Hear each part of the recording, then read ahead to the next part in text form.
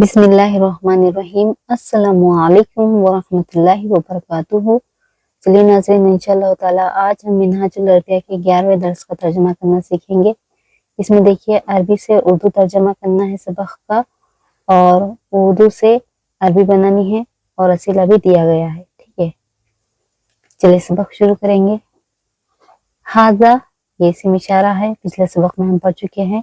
ہاذا رسم یہ تصویر ہے، ہاذا یہ رسم تصویر، ٹھیک ہے، یہ تصویر ہے۔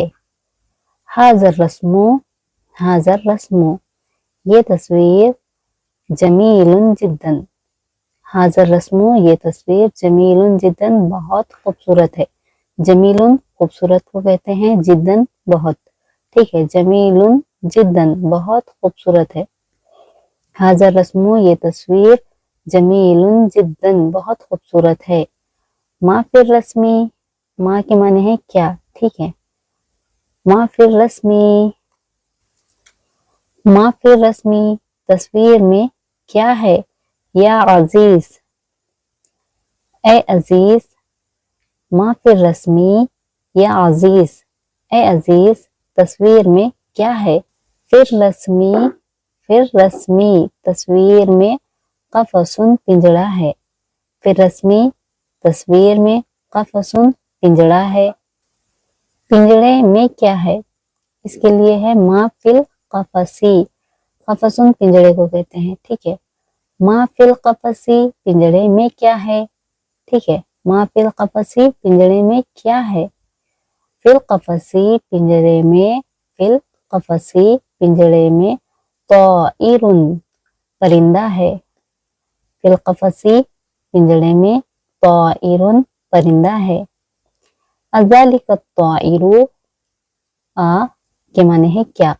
اذالک الطائر کیا وہ پرندہ ببغاء طوطا ہے؟ ببغاء طوطے کو کہیں گے، ٹھیک ہے۔ اذالک الطائر کیا وہ پرندہ ببغاء طوطا ہے؟ نعم ہاں، ذالک الطائر ہاں وہ پرندہ ببغاء طوطا ہے، ٹھیک ہے۔ نعم ہاں، ذالک الطائر وہ پرندہ ببغاء طوطا ہے، ٹھیک ہے۔ کیف ذالک الطائر کیف ذالک الطائر وہ پرندہ کیسا ہے؟ کیفا کے معنی ہے کیسا، ٹھیک ہے۔ کیف ذالک الطائر وہ پرندہ کیسا ہے؟ ہوا جمیل جدا ہوا وہ یعنی وہ پرندہ، ہوا جمیل جدا وہ پرندہ خوبصورت ہے، ہوا جمیل جدا وہ خوبصورت ہے، ٹھیک ہے۔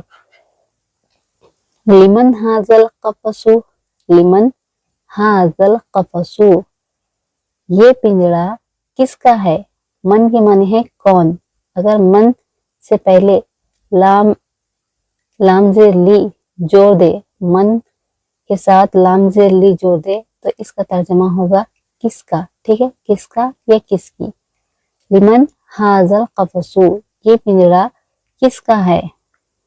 لمن ھذا القفص یہ پنجڑا کس کا ہے؟ ھذا القفص یہ پنجڑا ھذا القفص یہ پنجڑا لفرید فرید کا ہے، ٹھیک ہے۔ لمن ھذا القفص لمن ھذا القفص یہ پنجڑا کس کا ہے؟ ھذا القفص یہ پنجڑا ھذا القفص یہ پنجڑا لفرید فرید کا ہے۔